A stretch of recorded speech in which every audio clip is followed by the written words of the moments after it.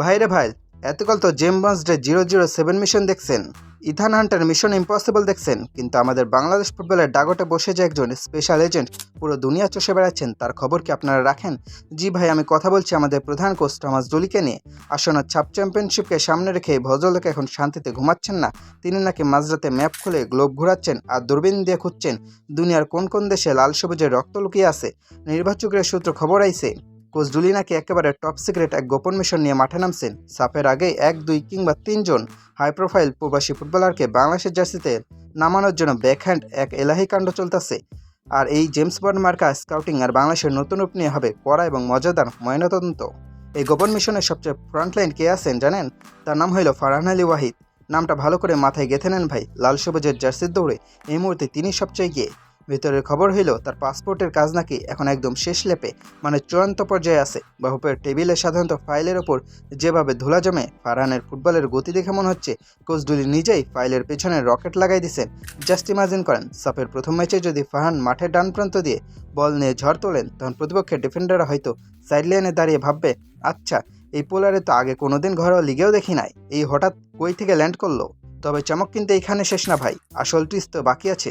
সাফের আগে ফারহানের সাথে আরও 2 জন হাই প্রোফাইল বংশোদ্ভূত ফুটবলারকে দলে ফেরানোর জন্য অল আউট চেষ্টা চলতেছে, কিন্তু তাদের নাম কি, ওনাদের পরিচয় কি? আরে ভাই, ওইখানে তো ডুলির কেরামতি। কৌশলগত কারণে তাদের নাম একদম ডাবল লকার মেকানিজমে গোপন রাখা হয়েছে। বাফুফে কর্মকর্তারাও নাকি ওনাদের নাম মুখে নেওয়ার আগে চারপাশ তাকাই নেন, যাতে মিডিয়া টের না পায়। ব্যাকহ্যান্ডে অত্যন্ত দ্রুতগতিতে কাজ চলছে।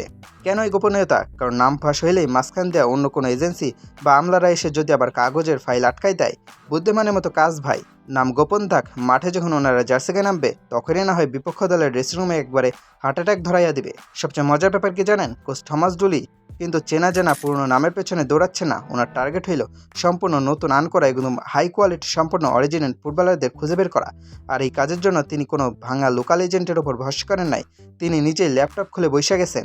নিজের আন্তর্জাতিক নেটওয়ার্ক আর হাই প্রোফাইল স্কাউটিং এজেন্টদের ব্যবহার করে তিনি একাই একখানা আস্ত ওয়ানম্যান আর্মি বনে গেছেন। দিনরাত এক করে দুর্দান্ত সব প্রোফাইল যাচাই করছেন। কোচ ডুলির এই ডেডিকেশন দেখলে ওনারে ফুটবল কোচের চেয়ে কোনো মাল্টিন্যাশনাল কোম্পানির হেডহান্টার মনে হয় বেশি।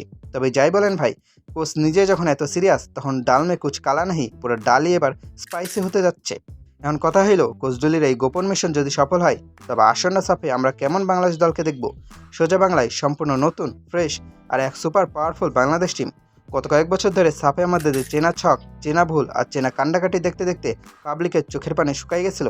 এবার হয়তো সেই দিন বদলাবে, যখন ইউরোপ আমেরিকার কন্ডিশনে খেলা হাই কোয়ালিটি প্লেয়াররা এসে আমাদের লোকাল ট্যালেন্টদের সাথে কম্বিনেশন তৈরি করবে। তখন সাফের ট্রফিটা কিন্তু আর দূর আকাশে তারা মনে হবে না।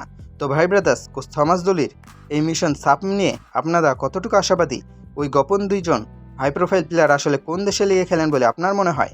আপনাদের গোয়েন্দা মার্কা আইডিয়াগুলো অবশ্যই জানিয়ে দিবেন।